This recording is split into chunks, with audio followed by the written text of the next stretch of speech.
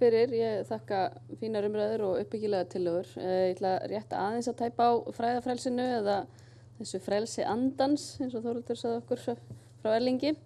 Þá ætla ég nú eiginlega bara að segja að þessi heiti á greinum í tillögum, það er allavega minn skilningur eins og kom frá Írisi Lind, að þessi heiti séu aðeins að til glöggvunar fyrir okkur og séu einhvers konar svona styttri leiðin í áfangaskjali þegar fólk er að renna yfir það. En markmiðið er að bara þetta skiljist og sé nothæft fyrir þau sem er að leita tilteknum greinum, en þannig að það er okkur er ekkert sárt þetta hugtak þó okkur hafi þótt að svona ágætlega lýsandi í nefndinni. Síðan var rætt hérna aðeins menntun og það er rétt að þetta er eitthvað sem þarf að skoða. Okkur fannst þetta orð æðri svolítið svona hafa svolítið hrokafullan keim, en það var ekki okkar skilningur að við værum að búa til rétt til að reka einhverja sjálfstæða menntastefnu á grunnskóla eða jafnvel framhaldsskólastigi. Þannig að kannski þurfum við að finna einhverja leið til þess að vísa til þess sem er kallað tertiary menntun, tertiary education á ensku, menntun á 3. skólastigi með þessi grunnframhalds- og háskólastig, en þá er auðvitað það að á Íslandi allavega held ég að við lítum á leikskólastigi sem fyrsta, þannig að það verið þá 4. stigs menntun. Finna einhverja leið út úr Bologna-ferlinu til þess að skýra þetta. En við reynum að leita eftir álitum frá sérfræðingum og kannski líka frá Árnastofnun í orðsmíðadeildinni þarna. Síðan var mikið rætt þessa hugmyndum þetta orð lífsskoðunarfélag. Það er vissulega nýlegt orð, en ég prófaði að slá þessu inn á hinn almáttuga Google og þar kemur þetta orð upp rúmlega 3500 sinnum. Þannig að það er notað þó að orðið lífsskoðunarfélag þekkist ekki kannski í orðabók og hefur verið skilgreint af þeim sem starfa kannski sérstaklega innan veraldlegra lífsskoðunarfélaga. Þetta kann að vera að þetta sé ekki nógu gott orð, en það er samt lýsandi og það er notað í daglegu tali. Ég allavega notaði þetta orð og mér finnst það falla vel að því markmið okkar að við erum að reyna að skrifa stjórnarskrána með málfari sem er aðgengilegt og auðskiljanlegt. Og passar ágætlega við það að lífsskoðun sé hugmynd sem rótgróið viðhorf til lífsins, hugsunarstefna eða samfæringi meira átt að málum. Þannig mér finnst þetta lýsa ágætlega þessum félögum. Síðan var nú gagnrýnt hvort að skátar eða stjórnmálaflokkar eða jafnvel Hells Angels eða Schopenhauer aðdáendur getur skilgreint sig sem lífsskoðunarfélag og ég veit ekki ef skátar og stjórnmálaflokkar tækju upp á því að veita þjónustu á tímamótum í lífinu eins og við nafngift, fermingu, giftingu og útför, þá gætu það svo sem alveg skilgreint sem trúfélag. Þannig að þetta er svona smá, svona bara við þurfum bara, held ég, að æfa okkur í að hugsa þetta sem svona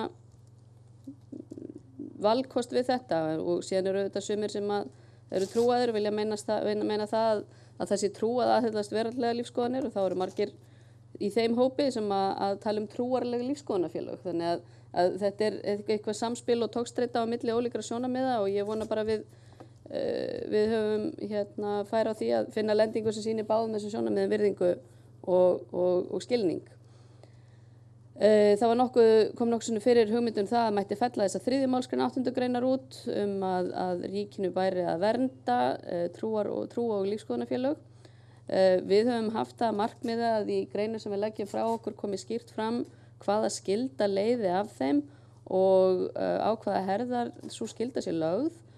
Þannig að ef það á að kveða hlutverk ríkisins í ákvæðinu, vildum við kveða vernd bæði trúarlegra og veraldlegra félaga, en hin leiðin er kannski að sleppa því þá bara algjörlega kveða á vernd nokkurs félags, og þetta er eitthvað sem við tökum upp í nefndinu, og ég heyrði að varaformaður nefndarinnar, Örn Bárður, nefndi þetta sem möguleika af sinni hálfu.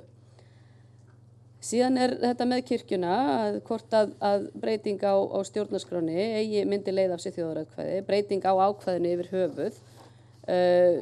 Svona harðasta skýringin er að ef ákvæðinu er breytt eitthvað, að þá sé breytingu á kirkjuskipan að ræða, og það myndi krefjast þjóðaratkvæðagreiðslu. Ég hef rætt við fólk í innanríkisráðuneytinu og fengið í gegnum nefnda menn og innsendi erindi fjölda álita, meðal annars frá lögfræðingum og stjórnskipunarfræðingum og þeir eru ekkert sáttir þetta. Þannig að við þurfum að fá einhverja lendingu í þessu, að hvort að þetta sé, hvort að hvaða breyting sem á stjórnarskránni sé breyting á kirkjuskipan. Tillaga Pawels fannst mér prýðileg að svona upp að vissu marki en hann nefnir þjóðkirkju sem og skilgreinir það á ákveðin hátt sem ég er ekki viss að sé kannski skilgreiningin sem að kirkjan hefur á sjálfu sér. En það er mín persónulega skoðun og ég er ekki að tala hérna fyrir nefndina. Þetta hefur ekki verið rætt í nefndina en þá þannig að við erum ekki með sameiginlega niðurstöðu hérna.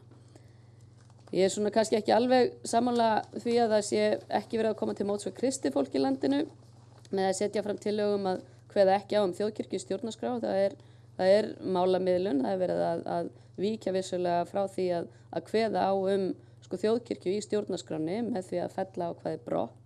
En við erum ekki að gera tillögum að breyta kirkjulögunum frá 1997 sem að skilgreinir verið stöðu og hlutverk þjóðkirkjunar.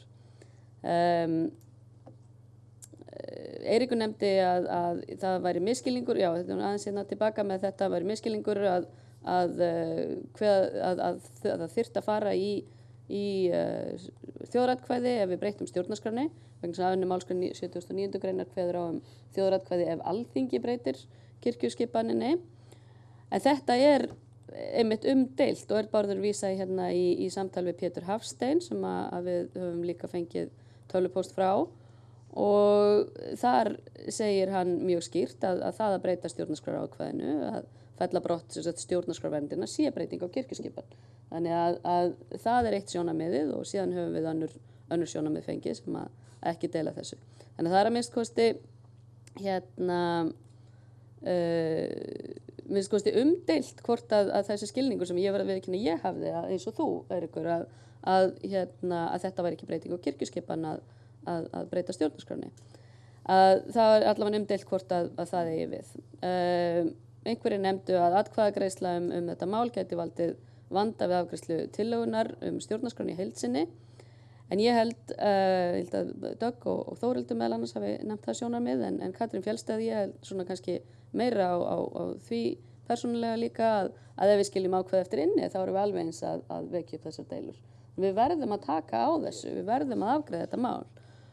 Hvað sem við gerum að þá verður ágreiningur og svona eftir þessu umræðu þá er ég aðeins farin að velta fyrir mér hvort að tillagan bráðabirgðaákvæðið sé kannski rétta leiðin að það er að segja að gefa þingi og kirkju einhvern frest til þess að afgreiða sína stöðu og gera upp sín mál og taka þá nokkur ár til að reyna að þroska umræðuna stöðu kirkjunnar í samfélaginu. Þannig að það séu betri forsendur fyrir þjóðaratkvæði heldur en kannski eru í dag. Villi nefndi síðan að við værum að taka ákveðna afstöðu með trúarbrögðum með því að setja inn þessar hugmyndum að það skuli vernda trú og vernda rétt til að iðka trúna. Það er sennilega rétt að við erum svona að reyna að feta einhvern gullin meðalveg. En ég held að það kannski sem að mætti gagnrýna þessa tillögu fyrir er að við erum aðalega að leggja áherslu á frelsi til trúar, ekki frelsi frá trú, eða frá trúariðkun og sem að sumir myndu kalla jafnvel áreiti vegna trúarbragða. Þekkt dæmi í Sviss moskurnar sem mátti ekki, moskuturna sem ekki mátti reisa vegna þess að þeir trufluðu og ég vakna nú gjarnan við kirkjuklukkur á sunnudagsmorgnum en mér finnst það bara þægilegt. Þó ég fari ekki oft í kirkjuna. En þetta Arnfríður nefndi þetta svona sem jákvætt og neikvætt trúfrelsi og þetta er kannski eitthvað sem við þurfum að skoða að tryggja betur réttinn til þess að vera frjáls frá trúnni, ekki réttinn til þess að iðkana. Og Arnfríður nefndi líka að þessi hugmynd þjóðaratkvæði, það var eitthvað sem við þurfum að skoða betur í ljósi almennra reglna sem að C-nefndin er væntanlega að skoða og mun leggja fram í sínum tillögum. En ég sagði hérna áðan í inngangserindinu að þessum tillögum að sko frá stjórnlaganefnd skynjuðum við ákveðin vilja til þess að taka ekki af þjóðinni réttin til þess að taka afstöðu til þessa máls og þannig að það er svona kannski eitthvað sem að við ættum að reyna að hafa í huga að þetta er eitt af fáum ákvæðum þar sem að kveðir á beina afkomu þjóðarinnar í núverandi stjórnarskrá og við ættum kannski að virða það. En mér er líka til efs, þó ég get ekki fullyrt það, en svona mín tilfinning er að sko þó að við settum inn sterkan frumkvæðisrétt þjóðaratkvæði, bæði til þjóðarinnar eða minnihluta þings eða hvað, þá er mér svolítið til efsu að slíkur frumkvæðisréttur gæti átt við stjórnarskrárgreinar. En það er auðvitað eitthvað sem við þurftum að heyra kannski frá sérfræðingum.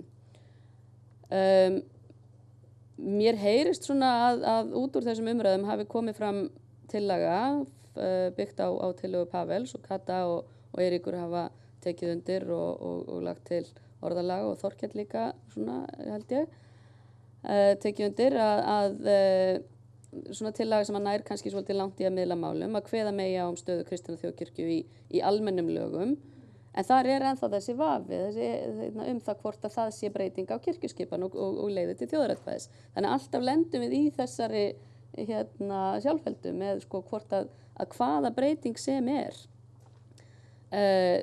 Það að fella setninguna út sko hin evangelíska lúterska kirkja skal vera þjóðkirkja á Íslandi. Er það breyting á kirkjuskipan í núverandi stjórnarskrá? Það er ekki mín samfæring en bæði nefndar fulltrúar og ég heyrði hérna í ráðsfulltrúum líka hefðu spurningar þetta. Já, eins og ég segi það er svolítið ágreiningur greinilega það hvort að þessi 3. málsgrein í 8. greinin ætti að vera inni að styðja skuli trúfélög yfir höfuð eða vernda en eigi hún að vera inni þá fannst mér falleg og góð viðbót frá Andresi sem að kom að styðja skuli þau félög sem að stuðla að virðingu og umburðarlyndi og svona að lokum þá var benti Pavel á það að sko ákvæðum þjóðkirkju ætti kannski ekki heima í kafla mannréttindi og ég allavega persónulega tek undir með það. Við ræddum stuttlega í nefndinni hvort við ættum að kynna þetta sem sko ákvæði inn í annan kafla, sem kafla undirstöður en ákvæðum að setja þetta hérna fram með trúfrelsinu til að byrja með. Ég er ekki alveg sannfærð að það ætti heima í svona undirstöðum stjórnskipunar heldur en það er kannski betri staðsetning ef þetta ákvæði á að vera inni yfir höfuð. Þannig að það er náttúrulega eitthvað svona sem þarf að halda áfram að skoða. En við höfum fengið fjölda mjög góðra ábendinga og alveg eins og við höfum fengið bæði á vefnum og í innsendum erindum. Og ég held að í næstu umferð að þá munum við komast lengra áfram með þessu umræðu og vonandi ná að leggja hérna fram tillögu sem við getum öll staðið saman að. Og ég þakka aftur fyrir.